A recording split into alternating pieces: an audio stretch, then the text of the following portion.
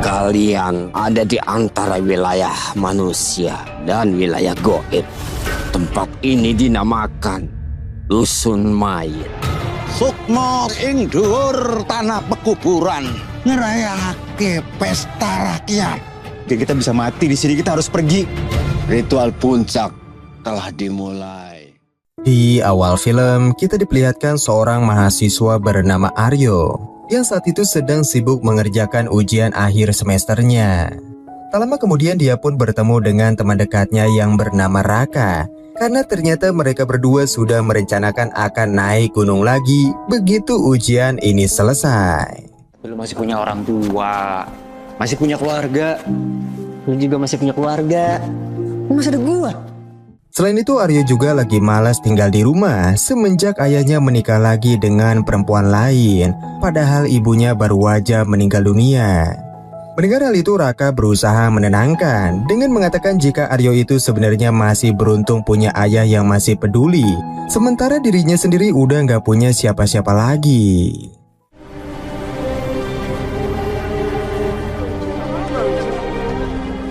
Tak lama kemudian Raka pun mendatangi pacarnya yang bernama Nita dan ingin mengajaknya untuk ikut mendaki gunung. Awalnya Aryo sempat melarangnya karena Gunung Wulirang jalurnya lumayan susah untuk seorang pemula dan menyarankan agar Nita menggunakan waktu liburannya untuk belajar bahasa Jawa. Tapi meski begitu dia masih aja keras kepala sampai akhirnya mereka ingin mengajak satu orang lagi yang bernama Yuni. Gue mau ngajak Yuni kok. Kita kan bisa lewat jalur yang lebih gampang. Dari sinilah Aryo makin semangat begitu mendengar Yuni mau ikut. Padahal dia juga sama kayak Nita, belum pernah sekalipun mendaki gunung. Tanpa berlama-lama mereka pun melakukan banyak persiapan, termasuk mempelajari jalur yang nantinya akan dilewati.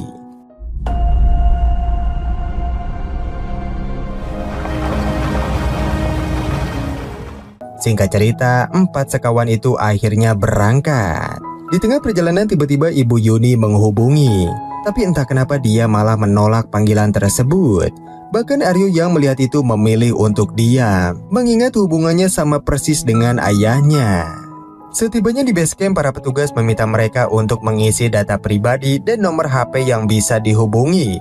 Dia juga mengingatkan agar jangan sampai keluar dari jalur, apalagi buru-buru saat mendaki. Karena kebanyakan orang menghilang atau jatuh pasti mereka terlalu ingin cepat sampai ke puncak. Respect aja. Jangan ngeremehin alam. Nunggu gunung. Maksudnya gimana sih? Setelah mendengar saran itu, sikap Nita terlihat gak peduli. Sampai akhirnya seorang pria misterius tiba-tiba muncul dari belakang untuk memperingatkan mereka agar jangan sombong dan hormatilah para penunggu gunung.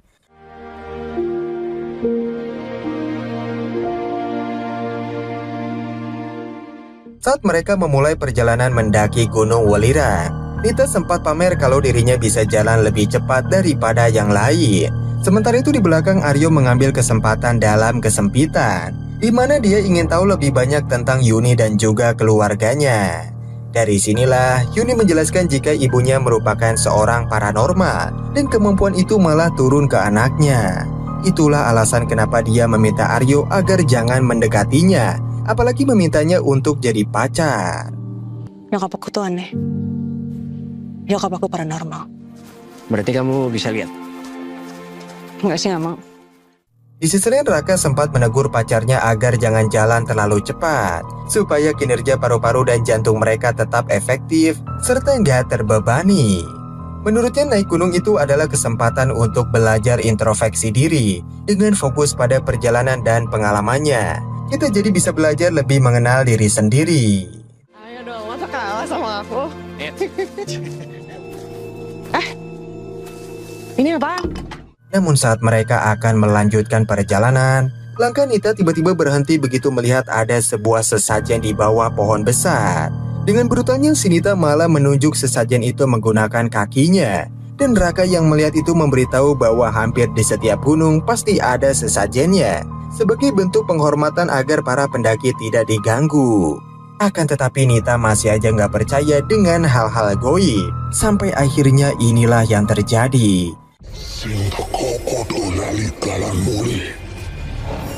Yon, lo barusan ngomong. Di mana sosok mengerikan itu tiba-tiba muncul dan membisikkan sesuatu ke telinga Nita menggunakan bahasa Jawa yang mungkin artinya pinjem dulu 100. Sontak Nita pun bertanya sama teman-temannya, apakah ada dari mereka yang mendengar suara tadi. Namun Raka, Yuni, dan Aryo nggak mendengar suara apapun. Sampai akhirnya mereka pun memutuskan untuk melanjutkan perjalanan. Apa duluan pokoknya? Nih tunggu. Jangan ninggalin yang lain. Setelah kejadian itu Raka meminta pacarnya agar jangan berpisah dari rombongan. Akan tetapi dia masih aja buru-buru. Sampai akhirnya Nita malah salah memilih jalan. Yang mana seharusnya mereka itu belok ke kiri bukannya lurus ke depan.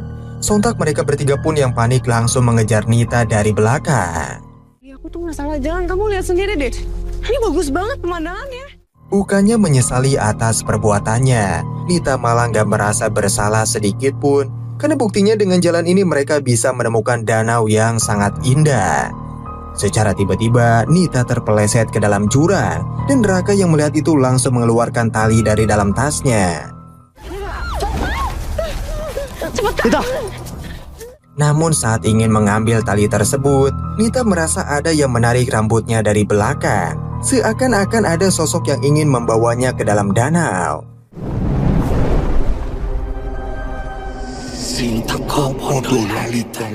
Di tengah kepanikan itu mereka bertiga memutuskan untuk turun ke bawah. Setelah sekian lama mencari, akhirnya Yuni berhasil menemukan Nita yang lagi duduk di pinggir danau.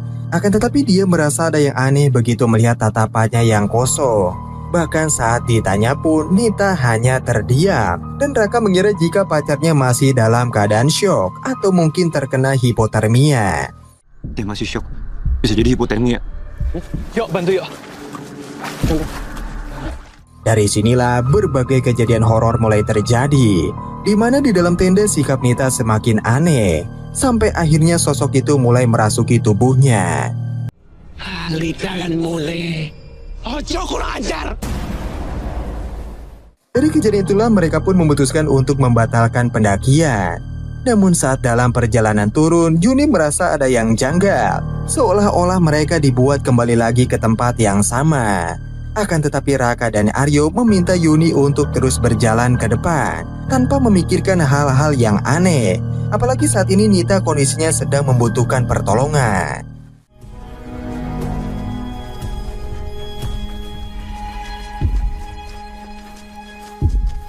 Di tengah perjalanan itu mereka tiba-tiba mendengar suara kerumunan warga dan Raka pun langsung mencari dari mana suara itu berasal dengan harapan agar mereka diberitahu jalan untuk turun dari gunung ini. Orang sini. Mereka pasti tahu jalan turun. Suaranya dari tengah padang ilalang. Setelah mencari cukup lama, ternyata suara tersebut berasal dari tengah padang ilalang. Di momen inilah untuk pertama kalinya Raka melihat ada pasar di tengah gunung. Kemudian Aryo mencoba bertanya kepada salah satu pedagang yang ada di sana mengenai arah jalan turun dari gunung ini. Akan tetapi si bapak hanya diam, gak menjawab sepatah kata pun. Tapi meski begitu mereka kemudian memutuskan beristirahat sejenak. Raka akan membeli teh hangat untuk pacarnya, sementara Aryo dan Yuni akan pergi ke toilet. Gue ke toilet ya. Secara tiba-tiba, para warga yang awalnya terlihat normal mulai memperlihatkan wujud aslinya kepada Raka. Bahkan Nita yang seharusnya ada di samping pacarnya pun entah gimana caranya bisa ada di depan toilet duluan.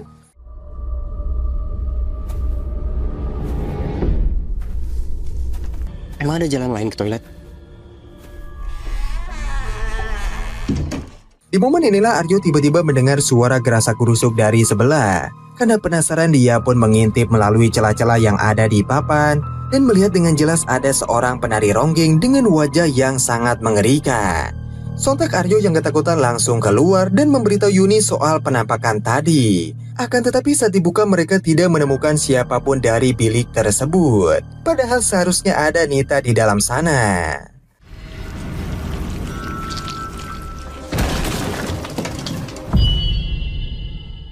Tak lama kemudian mereka dikejutkan dengan suasana pasar yang berubah menjadi sepi. Bahkan dari tadi Nita hanya duduk di sana dengan tatapannya yang kosong.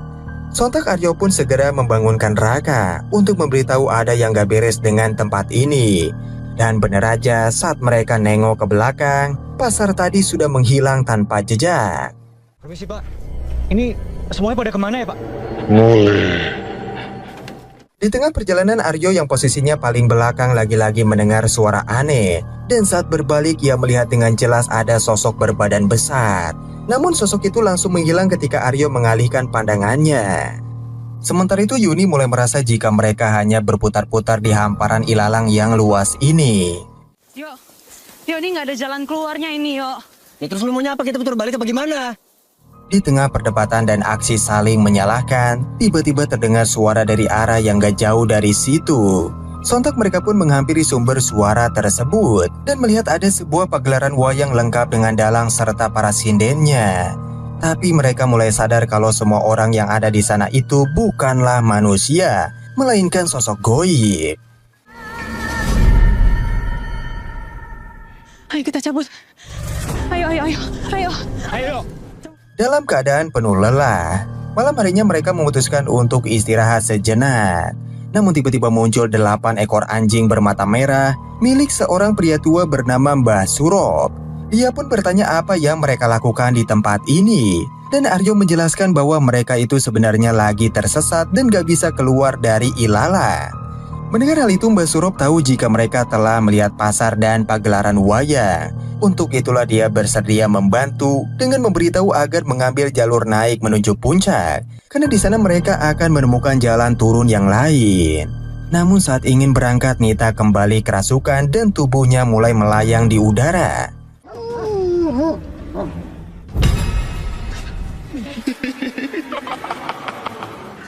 Melihat hal itu Mbah Surop langsung membantu agar wanita ini terlepas dari pengaruh goib tersebut. Pengaruh penguasa gunung. Sudah ditandai oleh penguasa gunung untuk dijadikan calon tumbal. Akan tetapi dia memperingatkan meski Nita sudah tenang, pengaruh penguasa gunung masih sangat kuat di dalam tubuhnya. Karena saat ini mereka ada di antara wilayah manusia dan wilayah goib, yang mana tempat ini dinamakan Dusun Mayit. Sejak awal Nita sudah ditandai sama penguasa gunung untuk dijadikan tumbal. Jika pengaruh goib itu tidak segera dicabut, maka Nita akan dikuasai sepenuhnya. Dia baru aja bikin sadar Nita. Kita nggak ada pilihan lain. Rumahku tempat yang paling aman. Tanpa berlama-lama Mbah Surop membawa mereka untuk melakukan ritual di rumahnya. Karena bisa dibilang rumahnya adalah tempat paling aman dari gangguan hal-hal goib. Meski awalnya Yuni dan Aryo sempat ragu, tapi karena nggak ada pilihan lain, mau nggak mau mereka pun menerima tawaran tersebut.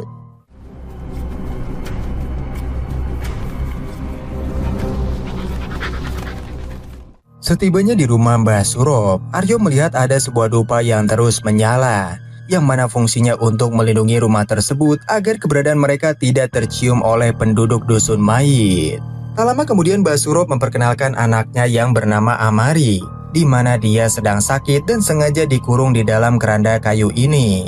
Dari situlah Amari terus-terusan meminta air, namun Mbah Surop dengan tegas melarangnya atau sesuatu yang tidak diinginkan akan terjadi.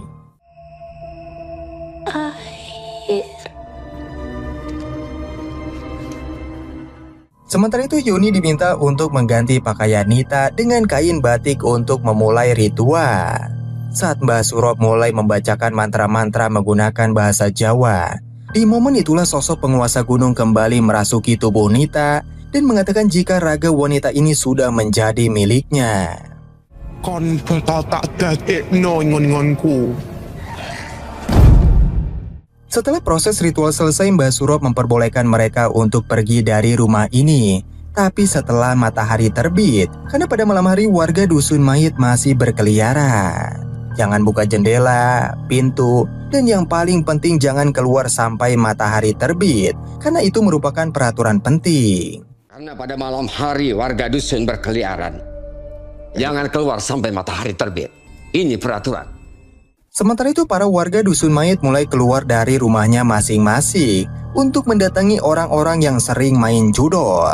Di momen itulah tiba-tiba Nita berjalan sendiri keluar rumah dan Yuni yang melihat itu diam-diam mengikutinya dari belakang. Sampai akhirnya inilah yang terjadi.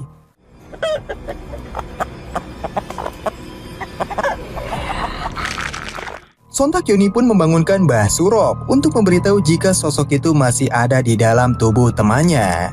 Dari situlah Mbah Surop akan mencari Nita yang menghilang, sementara mereka bertiga diminta agar jangan sekali-kali keluar dari rumah ini. Dalam pencarian itulah Mbah Surop mendengar sesuatu dari arah semak-semak, yang mana ternyata itu adalah Nita. Dari sinilah tiba-tiba sosok mengerikan lainnya muncul, menarik tubuh Nita dan Mbah Surop dari belakang secara bersamaan.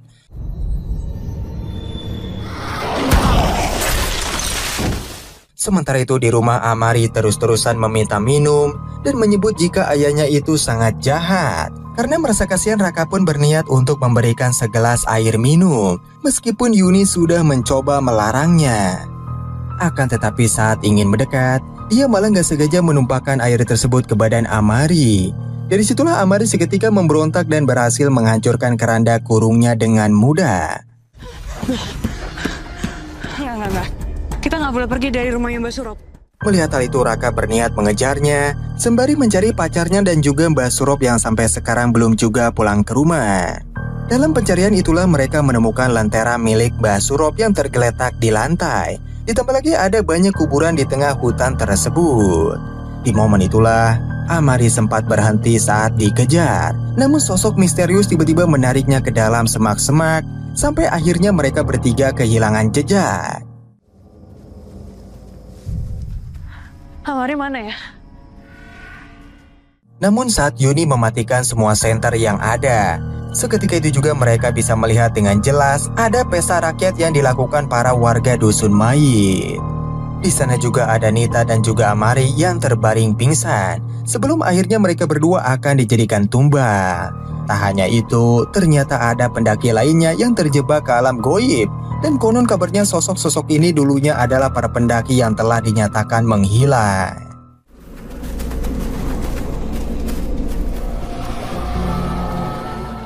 Tak lama kemudian seorang pria bernama Edwin berusaha melarikan diri. Tapi ujung-ujungnya malah tertangkap lagi. Sampai akhirnya inilah yang terjadi.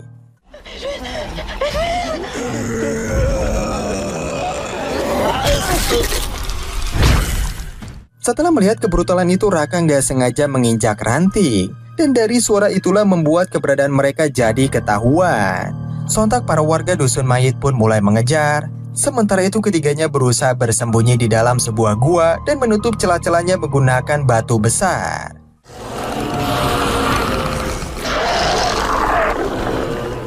Secara tiba-tiba gua tersebut berhasil diterobos masuk dengan mudah, dan sosok itu terus berjalan ke arah mereka layaknya zombie. Beruntungnya Aryo dan Yuni berhasil kabur lewat celah bebatuan. Namun sayangnya Raka yang posisinya paling belakang malah terjatuh dan ujung-ujungnya tertangkap sama warga dusun.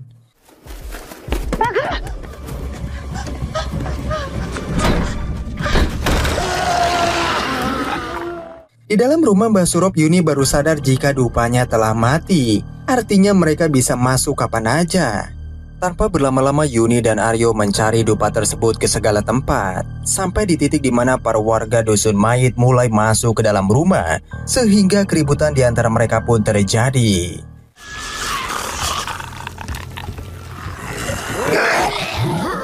Awalnya Aryo berusaha melawan menggunakan balok kayu. Tapi sayangnya sosok itu kebal terhadap serangan fisik dan mereka berdua akhirnya dibawa ke tempat ritual. Kita di mana ini yo?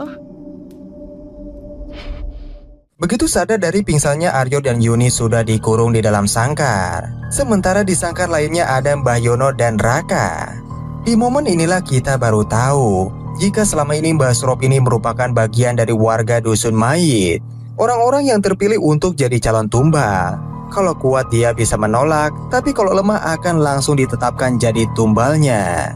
Sudah hampir 10 tahun Mbah Surop terjebak di desa ini dan hampir lupa sisi kemanusiaannya. Sampai 1 tahun yang lalu ia melihat anaknya sendiri telah tertangkap dan akan dijadikan tumbal yang ke-20. Itulah alasan kenapa dia menyembunyikan Amari secara diam-diam sambil berpura-pura jadi warga dusun yang setia. Kita bakal selamat, kita bakal pulang. Setelah mendengar cerita itu, Yuni mulai merasa putus asa. takut jika mereka semua akan mati di tempat ini. Akan tetapi Aryo berusaha menguatkan bahwa mereka semua akan pulang ke rumah dengan selamat. Secara tiba-tiba suara gamelan mulai berbunyi, menandakan jika ritual puncak akan segera dimulai.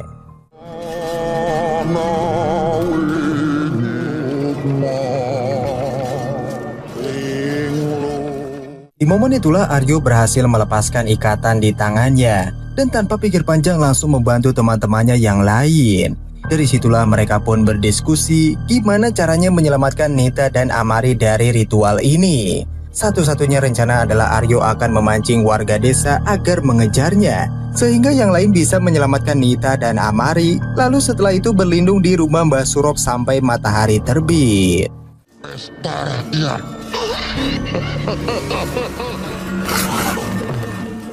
Sementara itu sosok penari mulai menjalankan ritualnya dengan menghabisi satu persatu tumbal secara brutal. Ini sekarang waktunya. Dibuka karungnya dulu. Namun di tengah rencana itu Raka tiba-tiba berubah pikiran.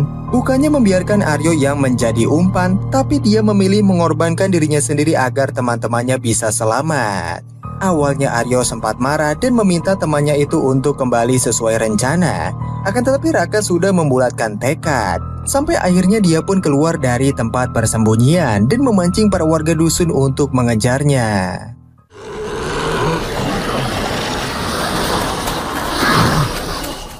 Setelah tempat ritual itu kosong, barulah Aryo, Yuni, dan Mbah Surop bergegas menyelamatkan Amari dan Nita. Namun dalam pelarian itu, Aryo sempat mengambil jalan yang salah sehingga berpapasan dengan warga dusun mayit yang berada di semak-semak. Tapi beruntungnya dia masih bisa menyelamatkan diri dan menyusul yang lainnya. Penguasa kuno masih bisa mempengaruhinya. Ayo cepat yuk. Sementara itu Raka yang berusaha melarikan diri sayangnya malah tertangkap dan nyawanya dihabisi tanpa ampun.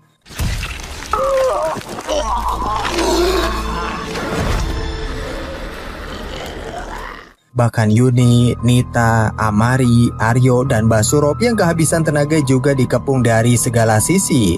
Sampai di titik di mana para warga dusun membawa jenazah Raka untuk dijadikan tumbal.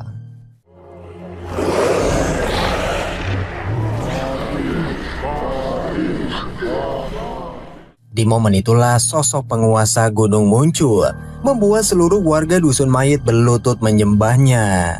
Yang mana penguasa itu ingin menjadikan Amari sebagai tumbal yang terakhir atau yang ke-21. Akan tetapi Mbah Surop memohon agar jangan mengambil nyawa anaknya. Dia bahkan lebih memilih untuk mengorbankan dirinya sendiri. Dari situlah Mbah Surop pun menitipkan Amari kepada Aryo dan yang lainnya. Karena yang mereka mau itu cuma satu orang. Artinya Yuni, Aryo, Amari, dan Nita bisa pergi dari tempat ini dengan selamat. Bapak sayang kamu, nak. Bawa Nita dan Amari pergi dari sini. Cepat. Tak lama kemudian sosok penguasa gunung dan para warga dusun mayit akhirnya menghilang secara perlahan, di mana mereka kembali melanjutkan acara pesta rakyat dan sosok penari itu langsung menghabisi pria tua tersebut. Sementara itu Aryo masih kebingungan gimana caranya mereka bisa turun dari gunung ini. Satu-satunya cara adalah Yuni harus menggunakan kemampuannya dan harus menerima dirinya sendiri sebagai anak seorang paranormal.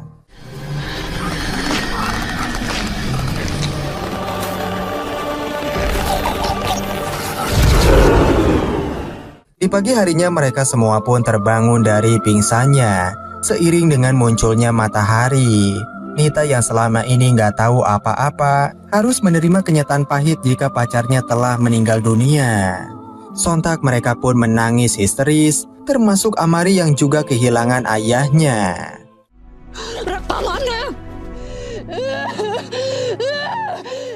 Tak lama kemudian tim SAR akhirnya berhasil menemukan mereka di TKP.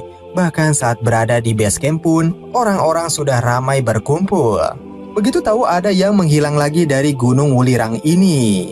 Di momen inilah ayah Aryo yang khawatir langsung memeluk anaknya. Begitu juga dengan Yuni yang selama ini membenci ibunya.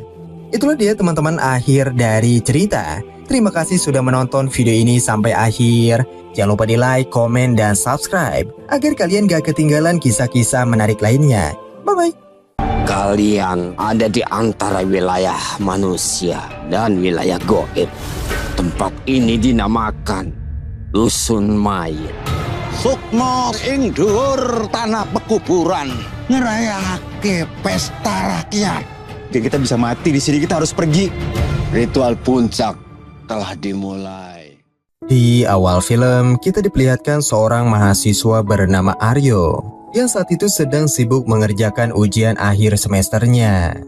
Tak lama kemudian dia pun bertemu dengan teman dekatnya yang bernama Raka, karena ternyata mereka berdua sudah merencanakan akan naik gunung lagi begitu ujian ini selesai. Lu masih punya orang tua, masih punya keluarga. Lu juga masih punya keluarga. Masih ada gua. Selain itu, Aryo juga lagi malas tinggal di rumah semenjak ayahnya menikah lagi dengan perempuan lain, padahal ibunya baru aja meninggal dunia. Mendengar hal itu, Raka berusaha menenangkan dengan mengatakan jika Aryo itu sebenarnya masih beruntung punya ayah yang masih peduli, sementara dirinya sendiri udah nggak punya siapa-siapa lagi.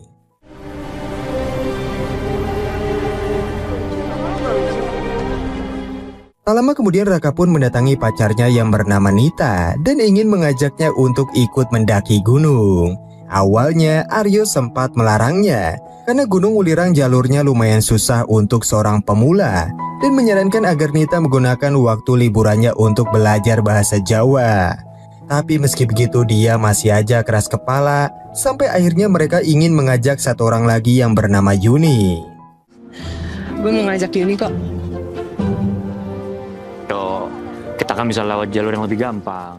Dari sinilah Aryo makin semangat begitu mendengar Yuni mau ikut. Padahal dia juga sama kayak Nita, belum pernah sekalipun mendaki gunung. Tanpa berlama-lama mereka pun melakukan banyak persiapan, termasuk mempelajari jalur yang nantinya akan dilewati.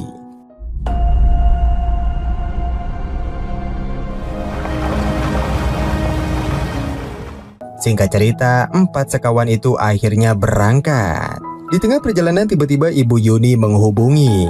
Tapi entah kenapa dia malah menolak panggilan tersebut. Bahkan Aryo yang melihat itu memilih untuk diam, mengingat hubungannya sama persis dengan ayahnya. Setibanya di base camp, para petugas meminta mereka untuk mengisi data pribadi dan nomor HP yang bisa dihubungi.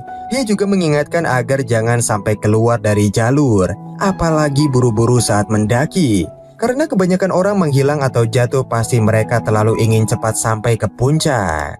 Respect aja. Jangan ngeremehin alam. Nunggu gunung. Maksudnya gimana sih? Setelah mendengar saran itu, sikap Nita terlihat gak peduli. Sampai akhirnya seorang pria misterius tiba-tiba muncul dari belakang untuk memperingatkan mereka agar jangan sombong dan hormatilah para penunggu gunung.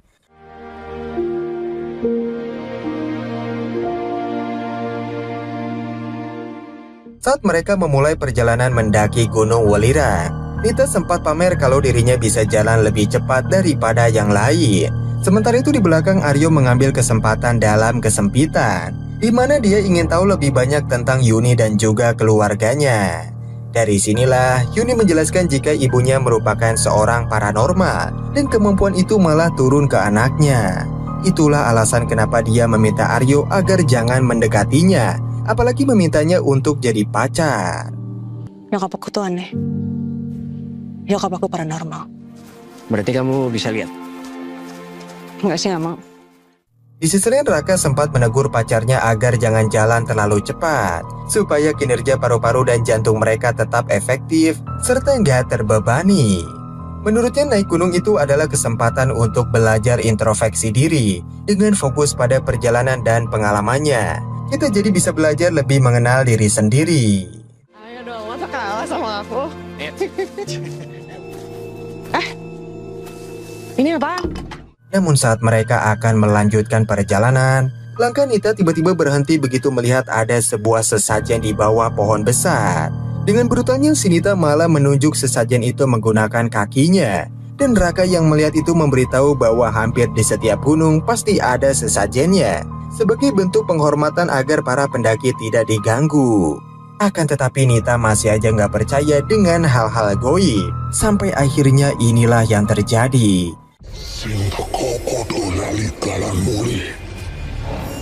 Yon, lo barusan ngomong. Di mana sosok mengerikan itu tiba-tiba muncul dan membisikkan sesuatu ke telinga Nita menggunakan bahasa Jawa yang mungkin artinya pinjem dulu 100. Sontak Nita pun bertanya sama teman-temannya, apakah ada dari mereka yang mendengar suara tadi. Namun Raka, Yuni, dan Aryo nggak mendengar suara apapun. Sampai akhirnya mereka pun memutuskan untuk melanjutkan perjalanan. Apa duluan pokoknya? Ini tunggu. Jangan ninggalin yang lain. Setelah kejadian itu Raka meminta pacarnya agar jangan berpisah dari rombongan. Akan tetapi dia masih aja buru-buru. Sampai akhirnya Nita malah salah memilih jalan, yang mana seharusnya mereka itu belok ke kiri, bukannya lurus ke depan. Sontak mereka bertiga pun yang panik langsung mengejar Nita dari belakang. Ya, aku tuh nggak salah jalan, kamu lihat sendiri deh. Ini bagus banget pemandangannya. Bukannya menyesali atas perbuatannya, Nita malah gak merasa bersalah sedikit pun. Karena buktinya dengan jalan ini mereka bisa menemukan danau yang sangat indah.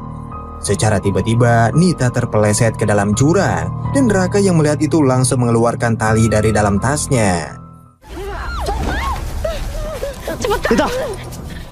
Namun saat ingin mengambil tali tersebut, Nita merasa ada yang menarik rambutnya dari belakang. Seakan-akan ada sosok yang ingin membawanya ke dalam danau.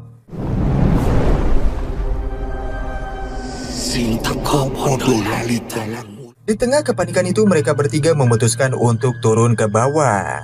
Setelah sekian lama mencari, akhirnya Yuni berhasil menemukan Nita yang lagi duduk di pinggir danau.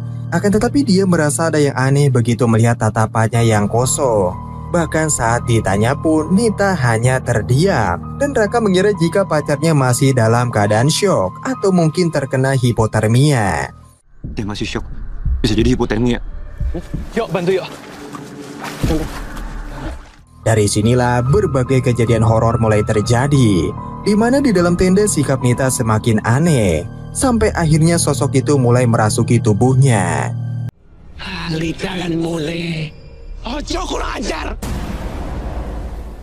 Dari kejadian itulah mereka pun memutuskan untuk membatalkan pendakian. Namun saat dalam perjalanan turun, Yuni merasa ada yang janggal, seolah-olah mereka dibuat kembali lagi ke tempat yang sama. Akan tetapi Raka dan Aryo meminta Yuni untuk terus berjalan ke depan, tanpa memikirkan hal-hal yang aneh. Apalagi saat ini Nita kondisinya sedang membutuhkan pertolongan.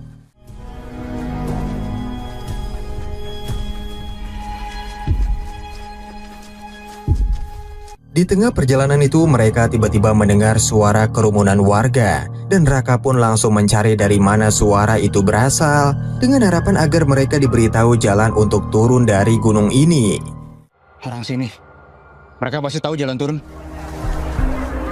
Suaranya dari tengah padang ilalang. Setelah mencari cukup lama, ternyata suara tersebut berasal dari tengah padang ilalang. Di momen inilah untuk pertama kalinya Raka melihat ada pasar di tengah gunung. Kemudian Aryo mencoba bertanya kepada salah satu pedagang yang ada di sana mengenai arah jalan turun dari gunung ini.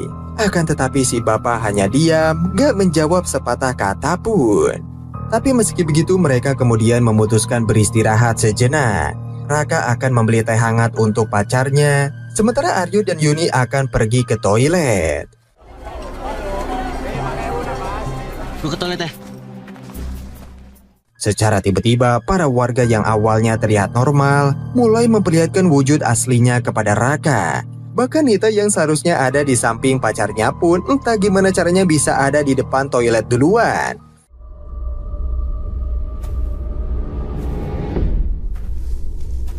Emang ada jalan lain ke toilet? Di momen inilah Aryo tiba-tiba mendengar suara gerasak-gerusuk dari sebelah. Karena penasaran dia pun mengintip melalui celah-celah yang ada di papan dan melihat dengan jelas ada seorang penari ronggeng dengan wajah yang sangat mengerikan. Sontak Aryo yang ketakutan langsung keluar dan memberitahu Yuni soal penampakan tadi. Akan tetapi saat dibuka mereka tidak menemukan siapapun dari bilik tersebut. Padahal seharusnya ada Nita di dalam sana.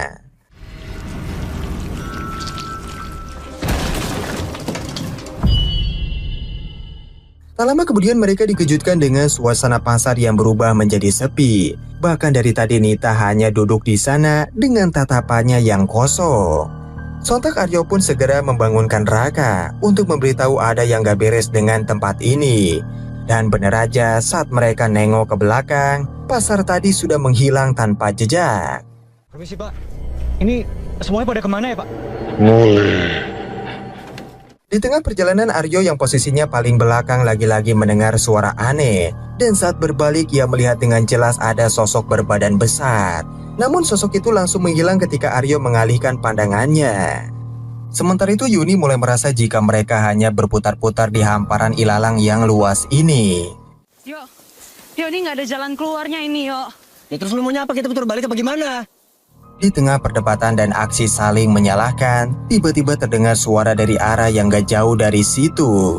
Sontak mereka pun menghampiri sumber suara tersebut dan melihat ada sebuah pagelaran wayang lengkap dengan dalang serta para sindennya. Tapi mereka mulai sadar kalau semua orang yang ada di sana itu bukanlah manusia, melainkan sosok goib. Ayo kita cabut. Ayo. Dalam keadaan penuh lelah, malam harinya mereka memutuskan untuk istirahat sejenak. Namun tiba-tiba muncul 8 ekor anjing bermata merah milik seorang pria tua bernama Mbah Surop. Dia pun bertanya apa yang mereka lakukan di tempat ini. Dan Aryo menjelaskan bahwa mereka itu sebenarnya lagi tersesat dan gak bisa keluar dari ilalang. Mendengar hal itu Mbah Surop tahu jika mereka telah melihat pasar dan pagelaran wayang. Untuk itulah dia bersedia membantu dengan memberitahu agar mengambil jalur naik menuju puncak. Karena di sana mereka akan menemukan jalan turun yang lain. Namun saat ingin berangkat Nita kembali kerasukan dan tubuhnya mulai melayang di udara.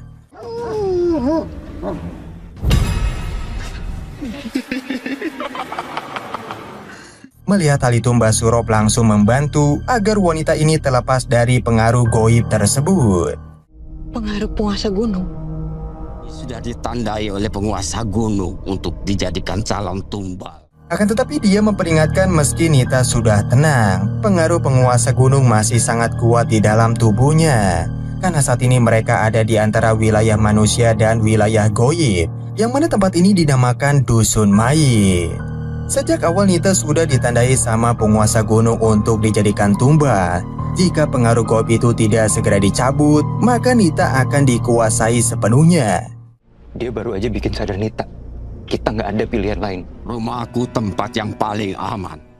Tanpa berlama-lama Mbah Surop membawa mereka untuk melakukan ritual di rumahnya. Karena bisa dibilang rumahnya adalah tempat paling aman dari gangguan hal-hal goib. Meski awalnya Yuni dan Aryo sempat ragu, tapi karena nggak ada pilihan lain, mau nggak mau mereka pun menerima tawaran tersebut.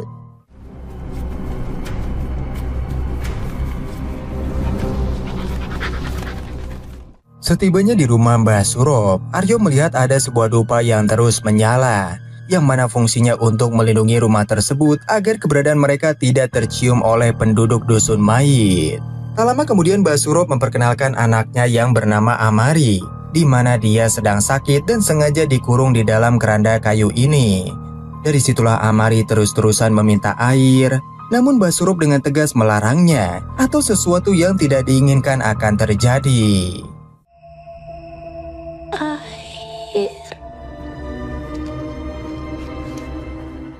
Sementara itu Yuni diminta untuk mengganti pakaian Nita dengan kain batik untuk memulai ritual. Saat Mbah Surop mulai membacakan mantra-mantra menggunakan bahasa Jawa, di momen itulah sosok penguasa gunung kembali merasuki tubuh Nita dan mengatakan jika raga wanita ini sudah menjadi miliknya. Kon tak detik ngongonku. Setelah proses ritual selesai, Mbah Surop memperbolehkan mereka untuk pergi dari rumah ini. Tapi setelah matahari terbit, karena pada malam hari warga Dusun Mayit masih berkeliaran. Jangan buka jendela, pintu, dan yang paling penting jangan keluar sampai matahari terbit, karena itu merupakan peraturan penting. Karena pada malam hari warga dusun berkeliaran. Jangan keluar sampai matahari terbit. Ini peraturan. Sementara itu para warga dusun mayit mulai keluar dari rumahnya masing-masing untuk mendatangi orang-orang yang sering main judol. Di momen itulah tiba-tiba Nita berjalan sendiri keluar rumah dan Yuni yang melihat itu diam-diam mengikutinya dari belakang. Sampai akhirnya inilah yang terjadi.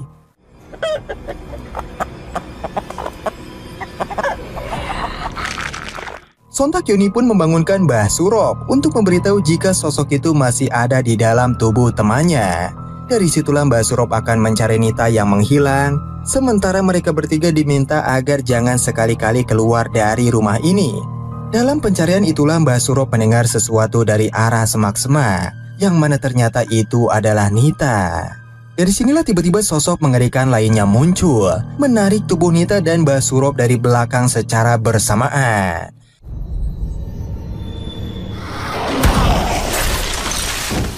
Sementara itu di rumah Amari terus-terusan meminta minum dan menyebut jika ayahnya itu sangat jahat. Karena merasa kasihan, Raka pun berniat untuk memberikan segelas air minum meskipun Yuni sudah mencoba melarangnya.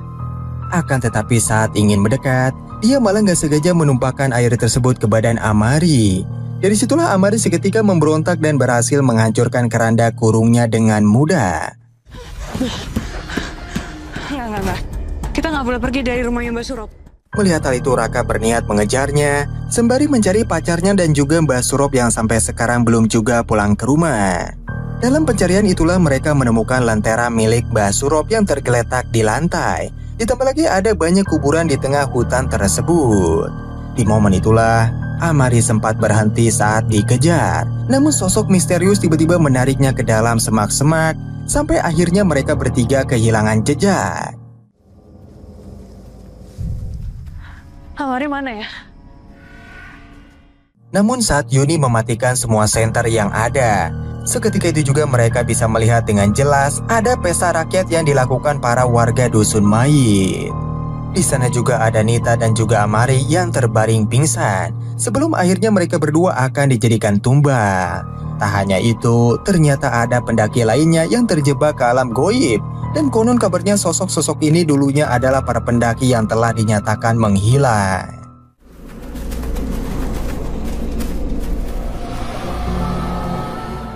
Tak lama kemudian seorang pria bernama Edwin berusaha melarikan diri. Tapi ujung-ujungnya malah tertangkap lagi. Sampai akhirnya inilah yang terjadi.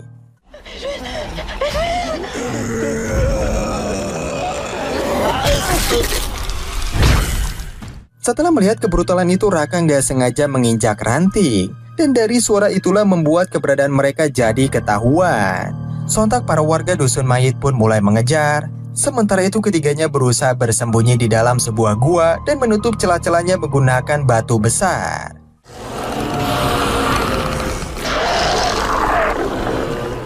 Secara tiba-tiba gua tersebut berhasil diterobos masuk dengan mudah dan sosok itu terus berjalan ke arah mereka layaknya zombie. Beruntungnya Aryo dan Yuni berhasil kabur lewat celah bebatuan. Namun sayangnya Raka yang posisinya paling belakang malah terjatuh dan ujung-ujungnya tertangkap sama warga dusun.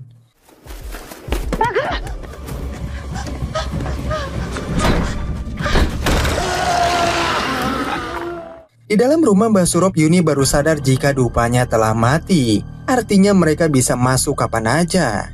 Tanpa berlama-lama Yuni dan Aryo mencari dupa tersebut ke segala tempat. Sampai di titik di mana para warga dusun mayit mulai masuk ke dalam rumah. Sehingga keributan di antara mereka pun terjadi.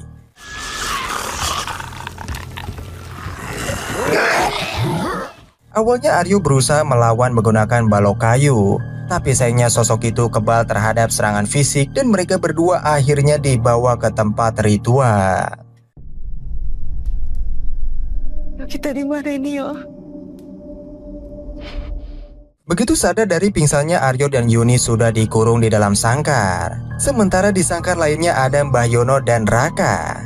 Di momen inilah kita baru tahu jika selama ini Mbah Surop ini merupakan bagian dari warga dusun mayit. Orang-orang yang terpilih untuk jadi calon tumbal. Kalau kuat dia bisa menolak, tapi kalau lemah akan langsung ditetapkan jadi tumbalnya. Sudah hampir 10 tahun Basurop terjebak di desa ini dan hampir lupa sisi kemanusiaannya. Sampai 1 tahun yang lalu ia melihat anaknya sendiri telah tertangkap dan akan dijadikan tumbal yang ke-20. Itulah alasan kenapa dia menyembunyikan Amari secara diam-diam sambil berpura-pura jadi warga dusun yang setia. Kita bakal selamat, kita bakal pulang.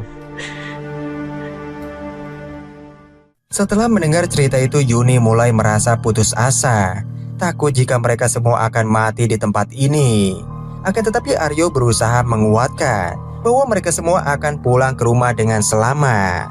Secara tiba-tiba, suara gamelan mulai berbunyi, menandakan jika ritual puncak akan segera dimulai.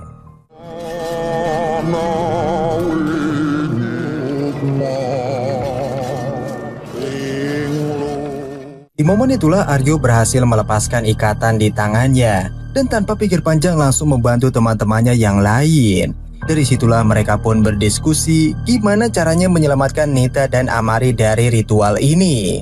Satu-satunya rencana adalah Aryo akan memancing warga desa agar mengejarnya, sehingga yang lain bisa menyelamatkan Nita dan Amari, lalu setelah itu berlindung di rumah Mbah Surop sampai matahari terbit.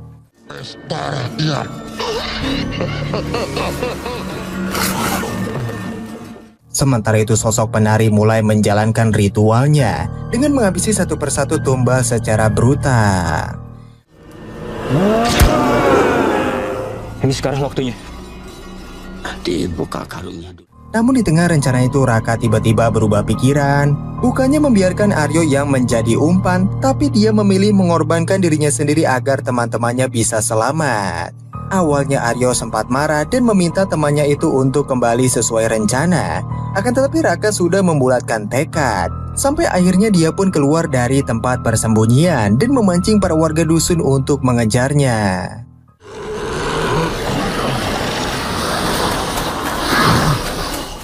Setelah tempat ritual itu kosong, barulah Aryo, Yuni, dan Basurop bergegas menyelamatkan Amari dan Nita. Namun dalam pelarian itu, Aryo sempat mengambil jalan yang salah sehingga berpapasan dengan warga dusun mayit yang berada di semak-semak. Tapi beruntungnya dia masih bisa menyelamatkan diri dan menyusul yang lainnya. Penguasa kuno masih bisa mempengaruhinya. Ayo cepet yuk. Sementara itu Raka yang berusaha melarikan diri sayangnya malah tertangkap dan nyawanya dihabisi tanpa ampun.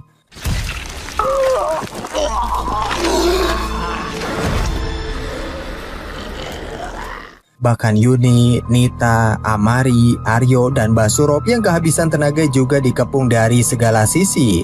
Sampai di titik di mana para warga dusun membawa jenazah Raka untuk dijadikan tumbal.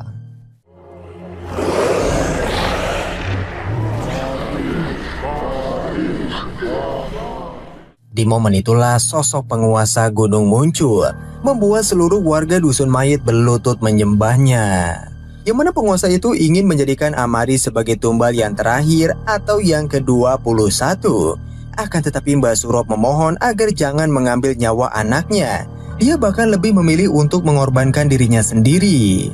Dari situlah Mbah Surop pun menitipkan Amari kepada Aryo dan yang lainnya. Karena yang mereka mau itu cuma satu orang. Artinya Yuni, Aryo, Amari, dan Nita bisa pergi dari tempat ini dengan selamat. Bapak sayang kamu, nak. Bawa Nita dan Amari pergi dari sini. Cepat. Tak lama kemudian sosok penguasa gunung dan para warga dusun mayit akhirnya menghilang secara perlahan, di mana mereka kembali melanjutkan acara pesta rakyat dan sosok penari itu langsung menghabisi pria tua tersebut. Sementara itu Aryo masih kebingungan gimana caranya mereka bisa turun dari gunung ini. Satu-satunya cara adalah Yuni harus menggunakan kemampuannya dan harus menerima dirinya sendiri sebagai anak seorang paranormal.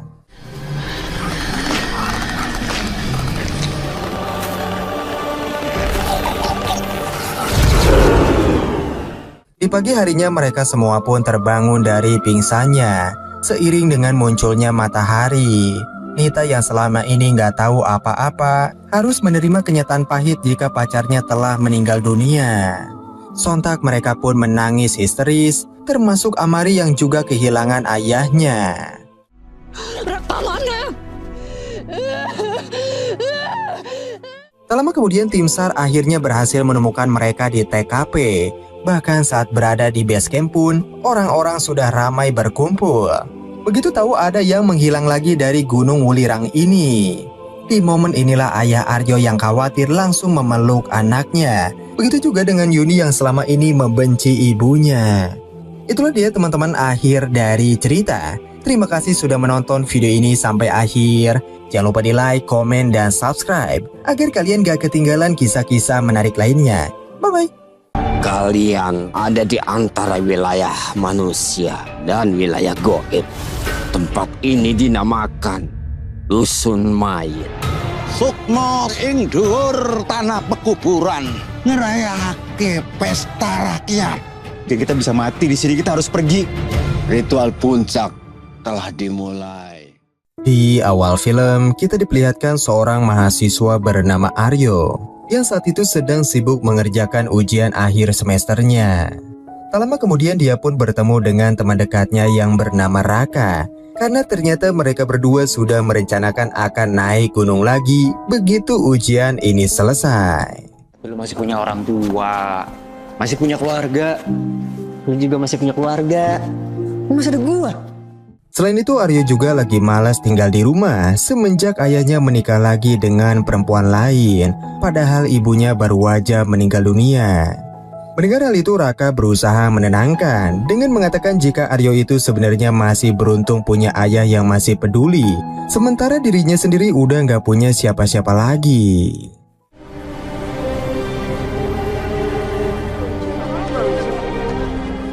Tak lama kemudian Raka pun mendatangi pacarnya yang bernama Nita dan ingin mengajaknya untuk ikut mendaki gunung. Awalnya Aryo sempat melarangnya karena Gunung Wulirang jalurnya lumayan susah untuk seorang pemula dan menyarankan agar Nita menggunakan waktu liburannya untuk belajar bahasa Jawa. Tapi meski begitu dia masih aja keras kepala sampai akhirnya mereka ingin mengajak satu orang lagi yang bernama Yuni. Gue mau ngajak Yuni kok. Kita kan bisa lewat jalur yang lebih gampang.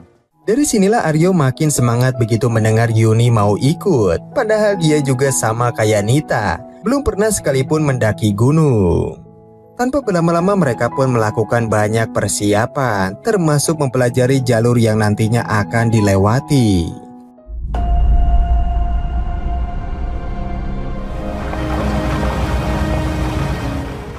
Singkat cerita, 4 sekawan itu akhirnya berangkat. Di tengah perjalanan tiba-tiba Ibu Yuni menghubungi. Tapi entah kenapa dia malah menolak panggilan tersebut. Bahkan Aryo yang melihat itu memilih untuk diam, mengingat hubungannya sama persis dengan ayahnya. Setibanya di base camp, para petugas meminta mereka untuk mengisi data pribadi dan nomor HP yang bisa dihubungi.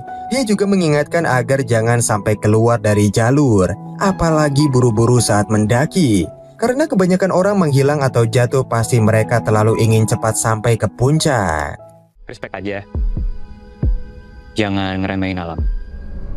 Nunggu gunung. Maksudnya gimana sih? Setelah mendengar saran itu, sikap Nita terlihat gak peduli. Sampai akhirnya seorang pria misterius tiba-tiba muncul dari belakang untuk memperingatkan mereka agar jangan sombong dan hormatilah para penunggu gunung.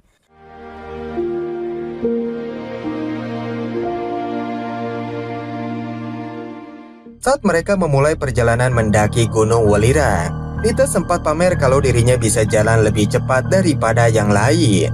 Sementara itu di belakang Aryo mengambil kesempatan dalam kesempitan, di mana dia ingin tahu lebih banyak tentang Yuni dan juga keluarganya. Dari sinilah Yuni menjelaskan jika ibunya merupakan seorang paranormal dan kemampuan itu malah turun ke anaknya. Itulah alasan kenapa dia meminta Aryo agar jangan mendekatinya, apalagi memintanya untuk jadi pacar. Nyokap aku tuh aneh. Nyokap aku paranormal. Berarti kamu bisa lihat? Enggak sih, gak mau. Di sisi lain Raka sempat menegur pacarnya agar jangan jalan terlalu cepat, supaya kinerja paru-paru dan jantung mereka tetap efektif, serta nggak terbebani. Menurutnya naik gunung itu adalah kesempatan untuk belajar introspeksi diri, dengan fokus pada perjalanan dan pengalamannya. Kita jadi bisa belajar lebih mengenal diri sendiri. Ayo dong, masa kalah sama aku? Ini apaan? Namun saat mereka akan melanjutkan perjalanan, langkah Nita tiba-tiba berhenti begitu melihat ada sebuah sesajen di bawah pohon besar. Dengan brutalnya si Nita malah menunjuk sesajen itu menggunakan kakinya. Dan Raka yang melihat itu memberitahu bahwa hampir di setiap gunung pasti ada sesajennya. Sebagai bentuk penghormatan agar para pendaki tidak diganggu. Akan tetapi Nita masih aja nggak percaya dengan hal-hal goib. Sampai akhirnya inilah yang terjadi.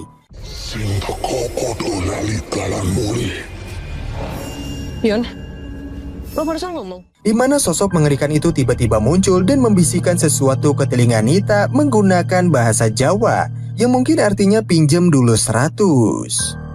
Sontak Nita pun bertanya sama teman-temannya, apakah ada dari mereka yang mendengar suara tadi. Namun Raka, Yuni, dan Aryo nggak mendengar suara apapun. Sampai akhirnya mereka pun memutuskan untuk melanjutkan perjalanan. Aku duluan pokoknya. Ini tunggu. Jangan ninggalin yang lain.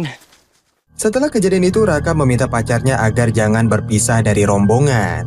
Akan tetapi dia masih aja buru-buru. Sampai akhirnya Nita malah salah memilih jalan. Yang mana seharusnya mereka itu belok ke kiri bukannya lurus ke depan. Sontak mereka bertiga pun yang panik langsung mengejar Nita dari belakang. Ya, aku tuh nggak salah jalan, kamu lihat sendiri deh. Ini bagus banget pemandangannya. Bukannya menyesali atas perbuatannya, Nita malah nggak merasa bersalah sedikit pun. Karena buktinya dengan jalan ini mereka bisa menemukan danau yang sangat indah. Secara tiba-tiba, Nita terpeleset ke dalam jurang. Dan Raka yang melihat itu langsung mengeluarkan tali dari dalam tasnya. Cepetan. Namun saat ingin mengambil tali tersebut, Nita merasa ada yang menarik rambutnya dari belakang. Seakan-akan ada sosok yang ingin membawanya ke dalam danau.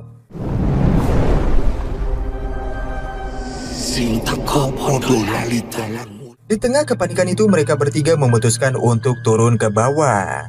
Setelah sekian lama mencari, akhirnya Yuni berhasil menemukan Nita yang lagi duduk di pinggir danau.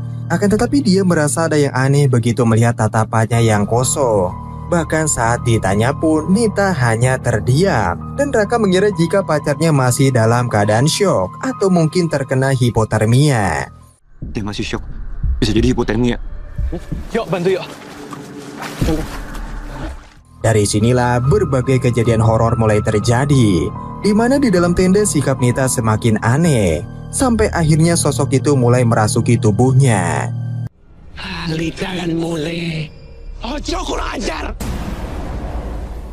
Dari kejadian itulah mereka pun memutuskan untuk membatalkan pendakian. Namun saat dalam perjalanan turun, Yuni merasa ada yang janggal. Seolah-olah mereka dibuat kembali lagi ke tempat yang sama.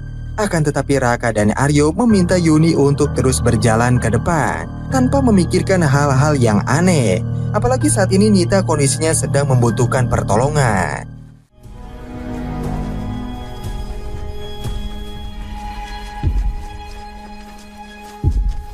Di tengah perjalanan itu mereka tiba-tiba mendengar suara kerumunan warga. Dan Raka pun langsung mencari dari mana suara itu berasal. Dengan harapan agar mereka diberitahu jalan untuk turun dari gunung ini. Orang sini. Mereka pasti tahu jalan turun. Suaranya dari tengah padang ilalang. Setelah mencari cukup lama, ternyata suara tersebut berasal dari tengah padang ilalang. Di momen inilah untuk pertama kalinya Raka melihat ada pasar di tengah gunung. Kemudian Aryo mencoba bertanya kepada salah satu pedagang yang ada di sana mengenai arah jalan turun dari gunung ini. Akan tetapi si bapak hanya diam, gak menjawab sepatah kata pun. Tapi meski begitu mereka kemudian memutuskan beristirahat sejenak. Raka akan membeli teh hangat untuk pacarnya, sementara Aryo dan Yuni akan pergi ke toilet. Gue ke toilet ya. Secara tiba-tiba, para warga yang awalnya terlihat normal mulai memperlihatkan wujud aslinya kepada Raka. Bahkan Nita yang seharusnya ada di samping pacarnya pun entah gimana caranya bisa ada di depan toilet duluan.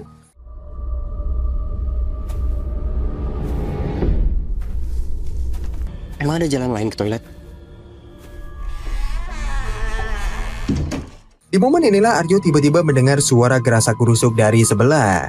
Karena penasaran dia pun mengintip melalui celah-celah yang ada di papan dan melihat dengan jelas ada seorang penari ronggeng dengan wajah yang sangat mengerikan. Sontak Aryo yang ketakutan langsung keluar dan memberitahu Yuni soal penampakan tadi. Akan tetapi saat dibuka mereka tidak menemukan siapapun dari bilik tersebut. Padahal seharusnya ada Nita di dalam sana.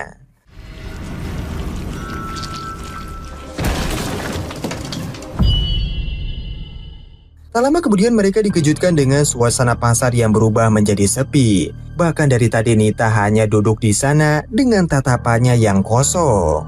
Sontak Aryo pun segera membangunkan Raka untuk memberitahu ada yang gak beres dengan tempat ini.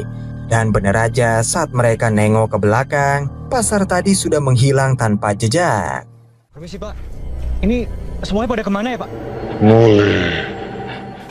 Di tengah perjalanan Aryo yang posisinya paling belakang lagi-lagi mendengar suara aneh. Dan saat berbalik ia melihat dengan jelas ada sosok berbadan besar. Namun sosok itu langsung menghilang ketika Aryo mengalihkan pandangannya. Sementara itu Yuni mulai merasa jika mereka hanya berputar-putar di hamparan ilalang yang luas ini. Yo, ini nggak ada jalan keluarnya ini, yo. Ya terus lu maunya apa? Kita putar balik apa gimana? Di tengah perdebatan dan aksi saling menyalahkan, tiba-tiba terdengar suara dari arah yang gak jauh dari situ. Sontak mereka pun menghampiri sumber suara tersebut dan melihat ada sebuah pagelaran wayang lengkap dengan dalang serta para sindennya. Tapi mereka mulai sadar kalau semua orang yang ada di sana itu bukanlah manusia, melainkan sosok goib. Ayo kita cabut. Ayo. Dalam keadaan penuh lelah, malam harinya mereka memutuskan untuk istirahat sejenak. Namun tiba-tiba muncul 8 ekor anjing bermata merah milik seorang pria tua bernama Mbah Surop. Dia pun bertanya apa yang mereka lakukan di tempat ini. Dan Aryo menjelaskan bahwa mereka itu sebenarnya lagi tersesat dan gak bisa keluar dari ilalang. Mendengar hal itu Mbah Surop tahu jika mereka telah melihat pasar dan pagelaran wayang.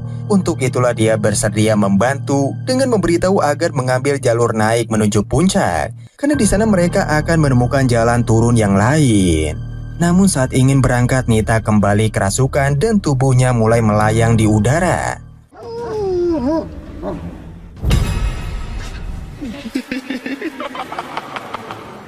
Melihat hal itu Mbah Surop langsung membantu agar wanita ini terlepas dari pengaruh goib tersebut.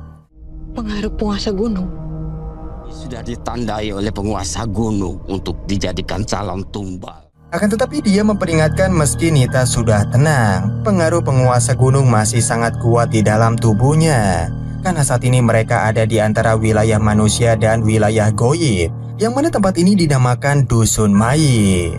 Sejak awal Nita sudah ditandai sama penguasa gunung untuk dijadikan tumbal. Jika pengaruh goib itu tidak segera dicabut, maka Nita akan dikuasai sepenuhnya. Dia baru aja bikin sadar Nita. Kita nggak ada pilihan lain. Rumahku tempat yang paling aman. Tanpa berlama-lama Mbah Surop membawa mereka untuk melakukan ritual di rumahnya. Karena bisa dibilang rumahnya adalah tempat paling aman dari gangguan hal-hal goib. Meski awalnya Yuni dan Aryo sempat ragu, tapi karena nggak ada pilihan lain, mau nggak mau mereka pun menerima tawaran tersebut.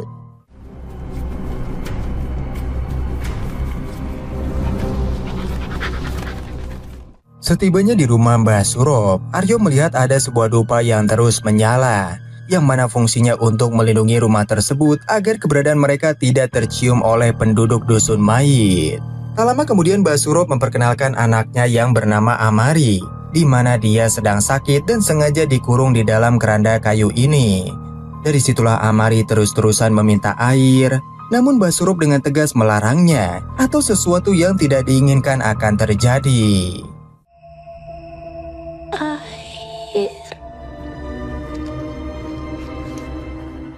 Sementara itu Yuni diminta untuk mengganti pakaian Nita dengan kain batik untuk memulai ritual.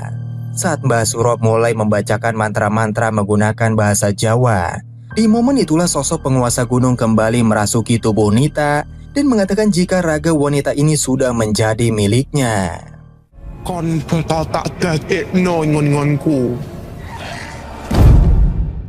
Setelah proses ritual selesai, Mbah Surop memperbolehkan mereka untuk pergi dari rumah ini. Tapi setelah matahari terbit, karena pada malam hari warga dusun mayit masih berkeliaran. Jangan buka jendela, pintu, dan yang paling penting jangan keluar sampai matahari terbit, karena itu merupakan peraturan penting. Karena pada malam hari warga dusun berkeliaran. Jangan keluar sampai matahari terbit. Ini peraturan. Sementara itu para warga dusun mayit mulai keluar dari rumahnya masing-masing untuk mendatangi orang-orang yang sering main judol. Di momen itulah tiba-tiba Nita berjalan sendiri keluar rumah dan Yuni yang melihat itu diam-diam mengikutinya dari belakang. Sampai akhirnya inilah yang terjadi.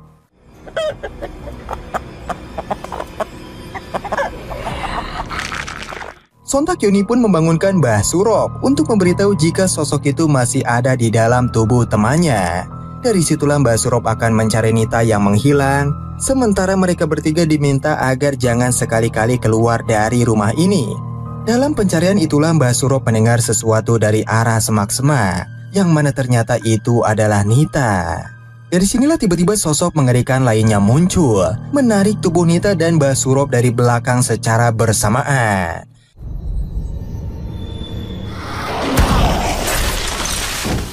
Sementara itu di rumah Amari terus-terusan meminta minum dan menyebut jika ayahnya itu sangat jahat. Karena merasa kasihan, Raka pun berniat untuk memberikan segelas air minum meskipun Yuni sudah mencoba melarangnya. Akan tetapi saat ingin mendekat, dia malah gak sengaja menumpahkan air tersebut ke badan Amari. Dari situlah Amari seketika memberontak dan berhasil menghancurkan keranda kurungnya dengan mudah. Enggak. Kita nggak boleh pergi dari rumahnya Mbak Surop. Melihat hal itu, Raka berniat mengejarnya, sembari mencari pacarnya dan juga Mbak Surop yang sampai sekarang belum juga pulang ke rumah. Dalam pencarian itulah mereka menemukan lentera milik Mbak Surop yang tergeletak di lantai. Ditambah lagi ada banyak kuburan di tengah hutan tersebut. Di momen itulah, Amari sempat berhenti saat dikejar. Namun sosok misterius tiba-tiba menariknya ke dalam semak-semak, sampai akhirnya mereka bertiga kehilangan jejak. Amari mana ya? Namun saat Yuni mematikan semua senter yang ada, seketika itu juga mereka bisa melihat dengan jelas ada pesta rakyat yang dilakukan para warga dusun mayit. Di sana juga ada Nita dan juga Amari yang terbaring pingsan, sebelum akhirnya mereka berdua akan dijadikan tumbal. Tak hanya itu, ternyata ada pendaki lainnya yang terjebak ke alam goib. Dan konon kabarnya sosok-sosok ini dulunya adalah para pendaki yang telah dinyatakan menghilang.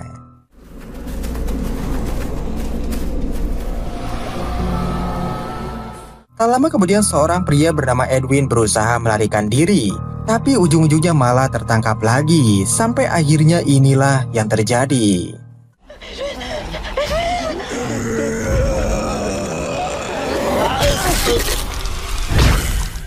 Setelah melihat kebrutalan itu, Raka nggak sengaja menginjak ranting. Dan dari suara itulah membuat keberadaan mereka jadi ketahuan. Sontak para warga dusun mayit pun mulai mengejar. Sementara itu ketiganya berusaha bersembunyi di dalam sebuah gua dan menutup celah-celahnya menggunakan batu besar.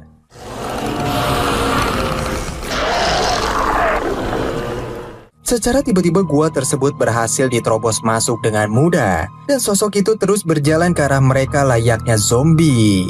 Beruntungnya Aryo dan Yuni berhasil kabur lewat celah bebatuan. Namun sayangnya Raka yang posisinya paling belakang malah terjatuh dan ujung-ujungnya tertangkap sama warga dusun.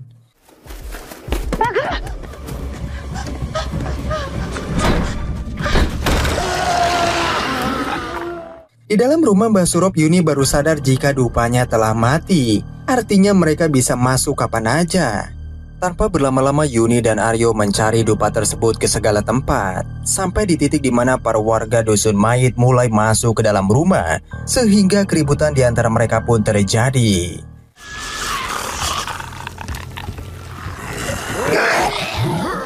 Awalnya Aryo berusaha melawan menggunakan balok kayu. Tapi sayangnya sosok itu kebal terhadap serangan fisik dan mereka berdua akhirnya dibawa ke tempat ritual. Kita di mana ini yo?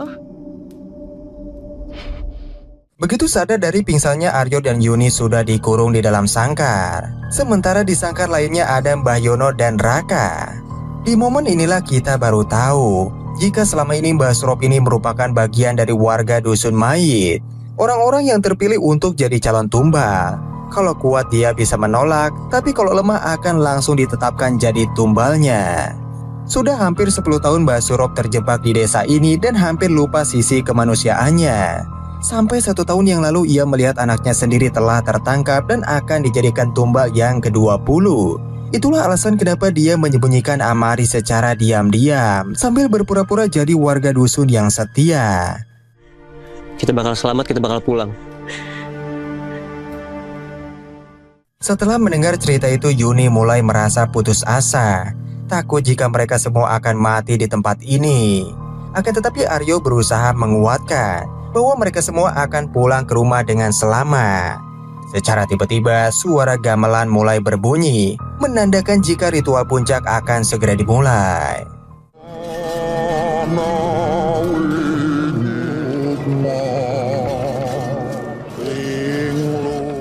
Di momen itulah Aryo berhasil melepaskan ikatan di tangannya dan tanpa pikir panjang langsung membantu teman-temannya yang lain.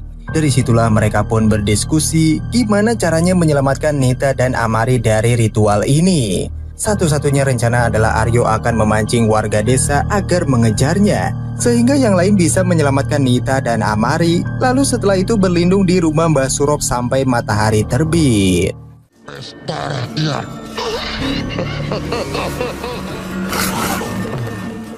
Sementara itu sosok penari mulai menjalankan ritualnya dengan menghabisi satu persatu tumbal secara brutal.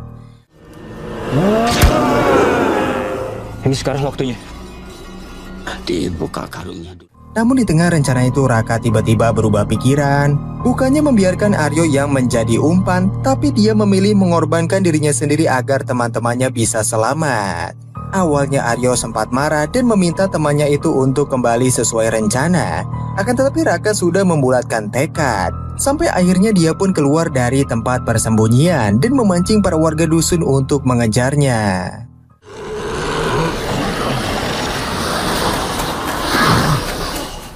Setelah tempat ritual itu kosong, barulah Aryo, Yuni, dan Mbah Surop bergegas menyelamatkan Amari dan Nita.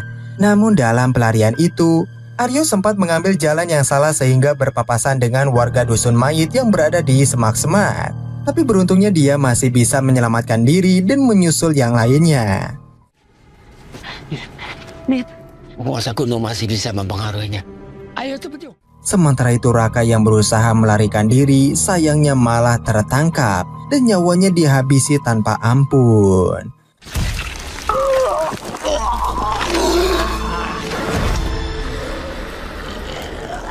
Bahkan Yuni, Nita, Amari, Aryo, dan Mbah Surop yang kehabisan tenaga juga dikepung dari segala sisi. Sampai di titik di mana para warga dusun membawa jenazah Raka untuk dijadikan tumbal.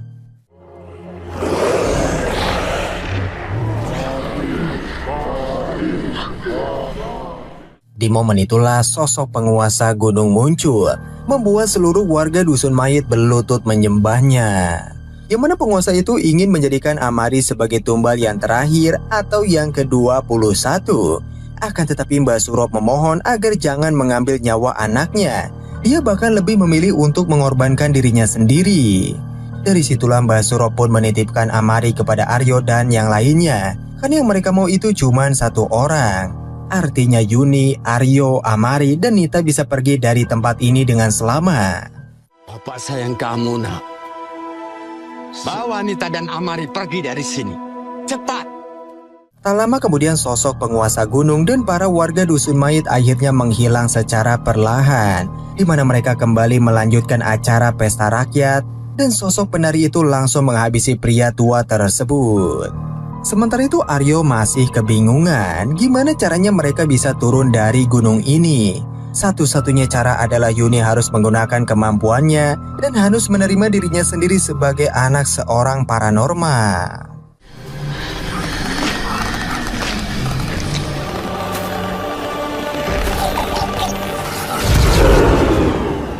Di pagi harinya mereka semua pun terbangun dari pingsannya seiring dengan munculnya matahari. Nita yang selama ini nggak tahu apa-apa harus menerima kenyataan pahit jika pacarnya telah meninggal dunia. Sontak mereka pun menangis histeris, termasuk Amari yang juga kehilangan ayahnya.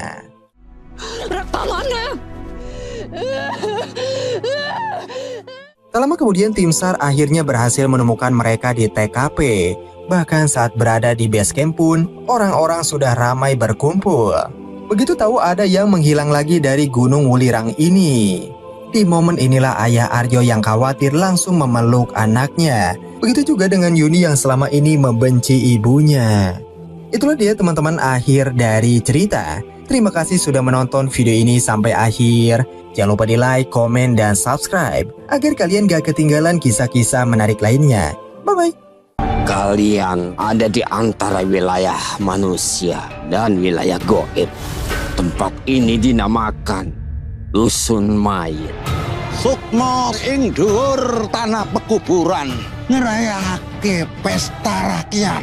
Kita bisa mati di sini, kita harus pergi. Ritual puncak telah dimulai.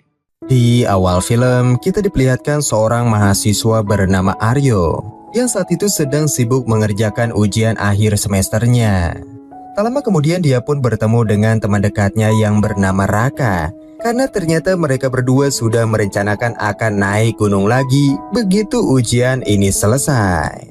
Lu masih punya orang tua, masih punya keluarga. Lu juga masih punya keluarga. Lu masih ada gua. Selain itu, Aryo juga lagi malas tinggal di rumah semenjak ayahnya menikah lagi dengan perempuan lain, padahal ibunya baru aja meninggal dunia. Mendengar hal itu, Raka berusaha menenangkan dengan mengatakan jika Aryo itu sebenarnya masih beruntung punya ayah yang masih peduli, sementara dirinya sendiri udah nggak punya siapa-siapa lagi.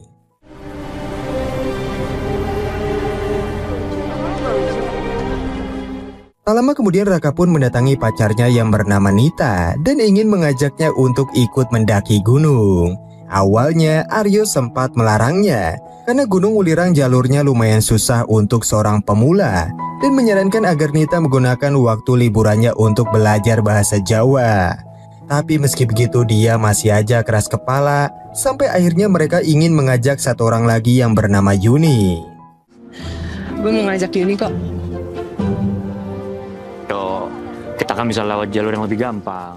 Dari sinilah Aryo makin semangat begitu mendengar Yuni mau ikut. Padahal dia juga sama kayak Nita, belum pernah sekalipun mendaki gunung. Tanpa berlama-lama mereka pun melakukan banyak persiapan, termasuk mempelajari jalur yang nantinya akan dilewati.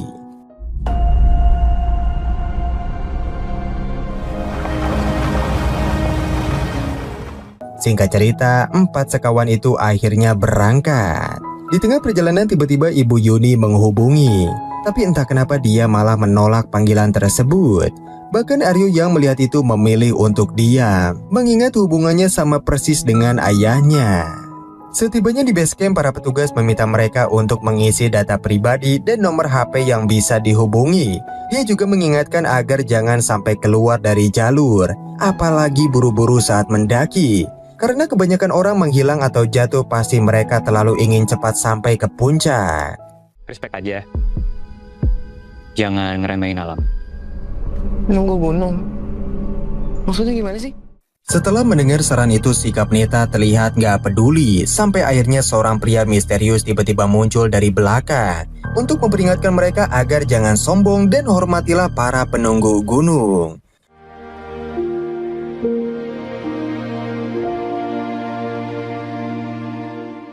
Saat mereka memulai perjalanan mendaki Gunung Wulirang, Nita sempat pamer kalau dirinya bisa jalan lebih cepat daripada yang lain. Sementara itu di belakang Aryo mengambil kesempatan dalam kesempitan, di mana dia ingin tahu lebih banyak tentang Yuni dan juga keluarganya. Dari sinilah Yuni menjelaskan jika ibunya merupakan seorang paranormal dan kemampuan itu malah turun ke anaknya. Itulah alasan kenapa dia meminta Aryo agar jangan mendekatinya, apalagi memintanya untuk jadi pacar. Nyokap aku tuh aneh. Nyokap aku paranormal. Berarti kamu bisa lihat? Enggak sih, gak mau. Di sisi lain Raka sempat menegur pacarnya agar jangan jalan terlalu cepat, supaya kinerja paru-paru dan jantung mereka tetap efektif, serta nggak terbebani. Menurutnya naik gunung itu adalah kesempatan untuk belajar introspeksi diri dengan fokus pada perjalanan dan pengalamannya. Kita jadi bisa belajar lebih mengenal diri sendiri. Ayo dong, masa kalah sama aku? Ini apaan? Namun saat mereka akan melanjutkan perjalanan, langkah Nita tiba-tiba berhenti begitu melihat ada sebuah sesajen di bawah pohon besar. Dengan brutalnya si Nita malah menunjuk sesajen itu menggunakan kakinya. Dan Raka yang melihat itu memberitahu bahwa hampir di setiap gunung pasti ada sesajennya. Sebagai bentuk penghormatan agar para pendaki tidak diganggu. Akan tetapi Nita masih aja nggak percaya dengan hal-hal goib. Sampai akhirnya inilah yang terjadi. Yun, lo barusan ngomong. Di mana sosok mengerikan itu tiba-tiba muncul dan membisikkan sesuatu ke telinga Nita menggunakan bahasa Jawa yang mungkin artinya pinjem dulu 100. Sontak Nita pun bertanya sama teman-temannya, apakah ada dari mereka yang mendengar suara tadi. Namun Raka, Yuni, dan Aryo nggak mendengar suara apapun. Sampai akhirnya mereka pun memutuskan untuk melanjutkan perjalanan. Apa duluan pokoknya? Ini tunggu. Jangan ninggalin yang lain. Setelah kejadian itu Raka meminta pacarnya agar jangan berpisah dari rombongan. Akan tetapi dia masih aja buru-buru. Sampai akhirnya Nita malah salah memilih jalan. Yang mana seharusnya mereka itu belok ke kiri bukannya lurus ke depan. Sontak mereka bertiga pun yang panik langsung mengejar Nita dari belakang. Ya, aku tuh nggak salah jalan, kamu lihat sendiri deh. Ini bagus banget pemandangannya. Bukannya menyesali atas perbuatannya, Nita malah gak merasa bersalah sedikit pun. Karena buktinya dengan jalan ini mereka bisa menemukan danau yang sangat indah. Secara tiba-tiba, Nita terpeleset ke dalam jurang. Dan Raka yang melihat itu langsung mengeluarkan tali dari dalam tasnya. Cepetan! Namun saat ingin mengambil tali tersebut, Nita merasa ada yang menarik rambutnya dari belakang. Seakan-akan ada sosok yang ingin membawanya ke dalam danau.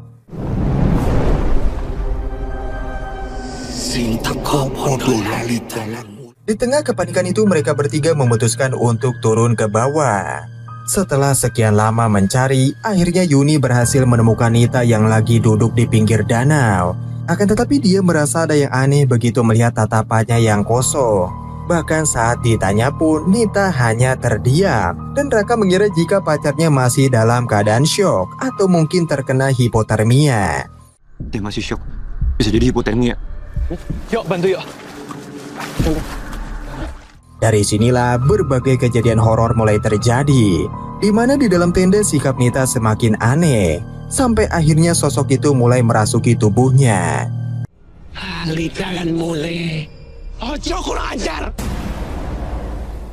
Dari kejadian itulah mereka pun memutuskan untuk membatalkan pendakian.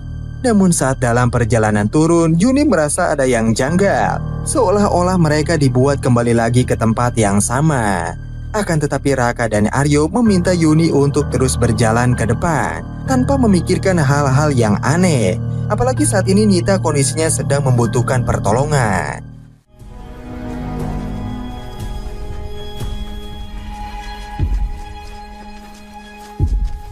Di tengah perjalanan itu mereka tiba-tiba mendengar suara kerumunan warga dan Raka pun langsung mencari dari mana suara itu berasal dengan harapan agar mereka diberitahu jalan untuk turun dari gunung ini. Orang sini. Mereka pasti tahu jalan turun. Suaranya dari tengah padang ilalang. Setelah mencari cukup lama, ternyata suara tersebut berasal dari tengah padang ilalang. Di momen inilah untuk pertama kalinya Raka melihat ada pasar di tengah gunung. Kemudian Aryo mencoba bertanya kepada salah satu pedagang yang ada di sana mengenai arah jalan turun dari gunung ini. Akan tetapi si bapak hanya diam, gak menjawab sepatah kata pun. Tapi meski begitu mereka kemudian memutuskan beristirahat sejenak. Raka akan membeli teh hangat untuk pacarnya, sementara Aryo dan Yuni akan pergi ke toilet. Gue ke toilet ya. Secara tiba-tiba, para warga yang awalnya terlihat normal mulai memperlihatkan wujud aslinya kepada Raka. Bahkan Nita yang seharusnya ada di samping pacarnya pun entah gimana caranya bisa ada di depan toilet duluan.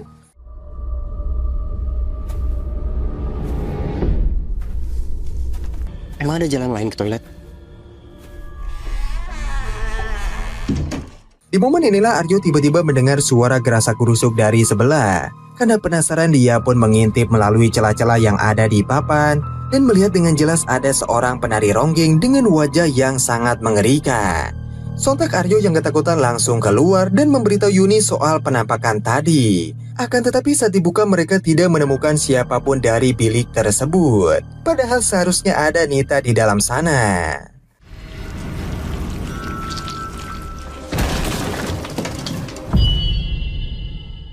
Tak lama kemudian mereka dikejutkan dengan suasana pasar yang berubah menjadi sepi. Bahkan dari tadi Nita hanya duduk di sana dengan tatapannya yang kosong. Sontak Aryo pun segera membangunkan Raka untuk memberitahu ada yang gak beres dengan tempat ini. Dan benar aja saat mereka nengok ke belakang, pasar tadi sudah menghilang tanpa jejak. Permisi Pak, ini semuanya pada kemana ya Pak? Di tengah perjalanan Aryo yang posisinya paling belakang lagi-lagi mendengar suara aneh. Dan saat berbalik ia melihat dengan jelas ada sosok berbadan besar. Namun sosok itu langsung menghilang ketika Aryo mengalihkan pandangannya. Sementara itu Yuni mulai merasa jika mereka hanya berputar-putar di hamparan ilalang yang luas ini. Yo, ini nggak ada jalan keluarnya ini, yo. Ya terus lu maunya apa? Kita putar balik apa gimana? Di tengah perdebatan dan aksi saling menyalahkan, tiba-tiba terdengar suara dari arah yang gak jauh dari situ.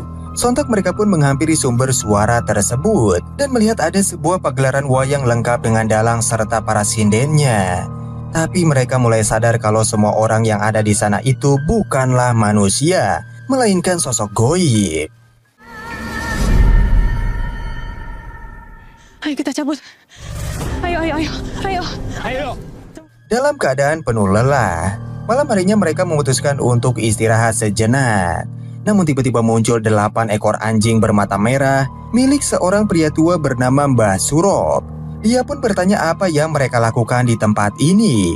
Dan Aryo menjelaskan bahwa mereka itu sebenarnya lagi tersesat dan gak bisa keluar dari ilalang. Mendengar hal itu Mbah Surop tahu jika mereka telah melihat pasar dan pagelaran wayang. Untuk itulah dia bersedia membantu dengan memberitahu agar mengambil jalur naik menuju puncak. Karena di sana mereka akan menemukan jalan turun yang lain. Namun saat ingin berangkat Nita kembali kerasukan dan tubuhnya mulai melayang di udara.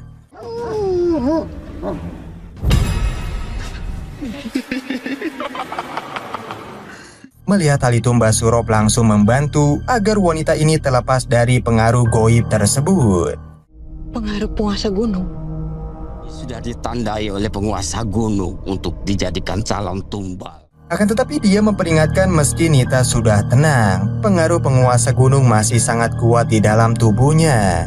Karena saat ini mereka ada di antara wilayah manusia dan wilayah goib, yang mana tempat ini dinamakan Dusun Mayit. Sejak awal Nita sudah ditandai sama penguasa gunung untuk dijadikan tumbal. Jika pengaruh goib itu tidak segera dicabut, maka Nita akan dikuasai sepenuhnya. Dia baru aja bikin sadar Nita. Kita nggak ada pilihan lain. Rumahku tempat yang paling aman. Tanpa berlama-lama Mbah Surop membawa mereka untuk melakukan ritual di rumahnya. Karena bisa dibilang rumahnya adalah tempat paling aman dari gangguan hal-hal goib.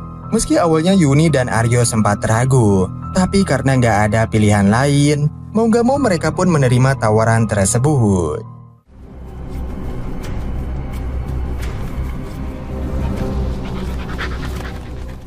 Setibanya di rumah Mbah Surop, Aryo melihat ada sebuah dupa yang terus menyala, yang mana fungsinya untuk melindungi rumah tersebut agar keberadaan mereka tidak tercium oleh penduduk Dusun Mayit. Tak lama kemudian Mbah Surop memperkenalkan anaknya yang bernama Amari, di mana dia sedang sakit dan sengaja dikurung di dalam keranda kayu ini.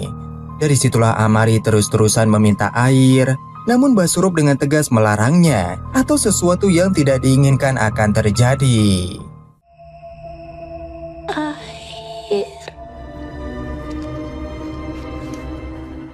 Sementara itu Yuni diminta untuk mengganti pakaian Nita dengan kain batik untuk memulai ritual. Saat Mbah Surop mulai membacakan mantra-mantra menggunakan bahasa Jawa, di momen itulah sosok penguasa gunung kembali merasuki tubuh Nita dan mengatakan jika raga wanita ini sudah menjadi miliknya. Kon tak dadekno ngon-ngonku. Setelah proses ritual selesai, Mbah Surop memperbolehkan mereka untuk pergi dari rumah ini. Tapi setelah matahari terbit, karena pada malam hari warga dusun mayit masih berkeliaran. Jangan buka jendela, pintu, dan yang paling penting jangan keluar sampai matahari terbit, karena itu merupakan peraturan penting. Karena pada malam hari warga dusun berkeliaran. Jangan keluar sampai matahari terbit. Ini peraturan. Sementara itu para warga dusun mayit mulai keluar dari rumahnya masing-masing untuk mendatangi orang-orang yang sering main judol. Di momen itulah tiba-tiba Nita berjalan sendiri keluar rumah dan Yuni yang melihat itu diam-diam mengikutinya dari belakang. Sampai akhirnya inilah yang terjadi.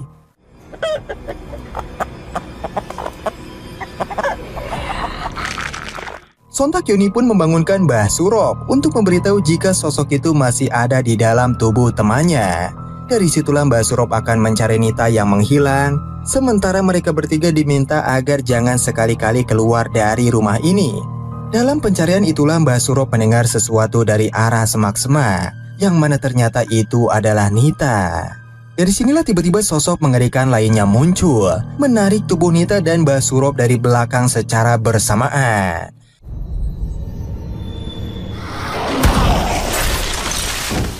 Sementara itu di rumah Amari terus-terusan meminta minum dan menyebut jika ayahnya itu sangat jahat. Karena merasa kasihan, Raka pun berniat untuk memberikan segelas air minum meskipun Yuni sudah mencoba melarangnya. Akan tetapi saat ingin mendekat, dia malah gak sengaja menumpahkan air tersebut ke badan Amari. Dari situlah Amari seketika memberontak dan berhasil menghancurkan keranda kurungnya dengan mudah. Enggak. Kita nggak boleh pergi dari rumahnya Mbak Surop. Melihat hal itu, Raka berniat mengejarnya, sembari mencari pacarnya dan juga Mbah Surop yang sampai sekarang belum juga pulang ke rumah. Dalam pencarian itulah mereka menemukan lentera milik Mbah Surop yang tergeletak di lantai. Ditambah lagi ada banyak kuburan di tengah hutan tersebut. Di momen itulah, Amari sempat berhenti saat dikejar. Namun sosok misterius tiba-tiba menariknya ke dalam semak-semak, sampai akhirnya mereka bertiga kehilangan jejak. Amari mana ya? Namun saat Yuni mematikan semua senter yang ada, seketika itu juga mereka bisa melihat dengan jelas ada pesta rakyat yang dilakukan para warga dusun mayit. Di sana juga ada Nita dan juga Amari yang terbaring pingsan, sebelum akhirnya mereka berdua akan dijadikan tumbal. Tak hanya itu, ternyata ada pendaki lainnya yang terjebak ke alam goib.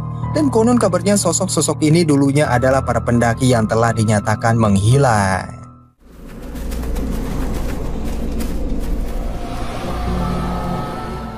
Tak lama kemudian seorang pria bernama Edwin berusaha melarikan diri.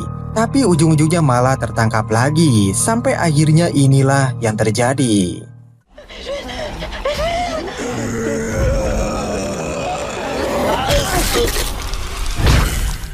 Setelah melihat kebrutalan itu, Raka nggak sengaja menginjak ranting. Dan dari suara itulah membuat keberadaan mereka jadi ketahuan.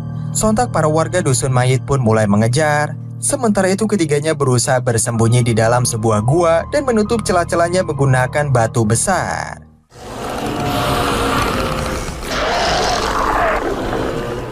Secara tiba-tiba gua tersebut berhasil diterobos masuk dengan mudah dan sosok itu terus berjalan ke arah mereka layaknya zombie.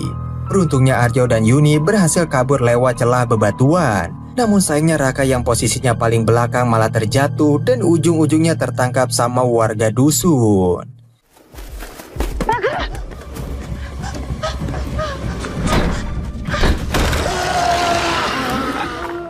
Di dalam rumah Mbah Surop, Yuni baru sadar jika dupanya telah mati. Artinya mereka bisa masuk kapan aja. Tanpa berlama-lama Yuni dan Aryo mencari dupa tersebut ke segala tempat. Sampai di titik di mana para warga dusun mayit mulai masuk ke dalam rumah. Sehingga keributan di antara mereka pun terjadi.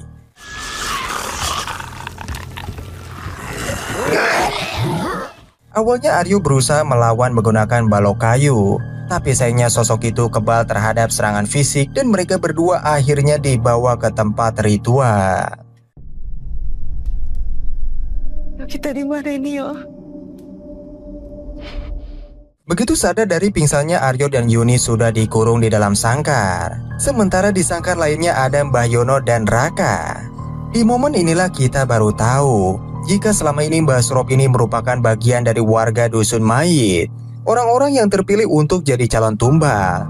Kalau kuat dia bisa menolak, tapi kalau lemah akan langsung ditetapkan jadi tumbalnya. Sudah hampir 10 tahun Mbah Surop terjebak di desa ini dan hampir lupa sisi kemanusiaannya. Sampai 1 tahun yang lalu ia melihat anaknya sendiri telah tertangkap dan akan dijadikan tumbal yang ke-20. Itulah alasan kenapa dia menyembunyikan Amari secara diam-diam sambil berpura-pura jadi warga dusun yang setia. Kita bakal selamat, kita bakal pulang. Setelah mendengar cerita itu, Yuni mulai merasa putus asa. Takut jika mereka semua akan mati di tempat ini. Akan tetapi Aryo berusaha menguatkan bahwa mereka semua akan pulang ke rumah dengan selamat.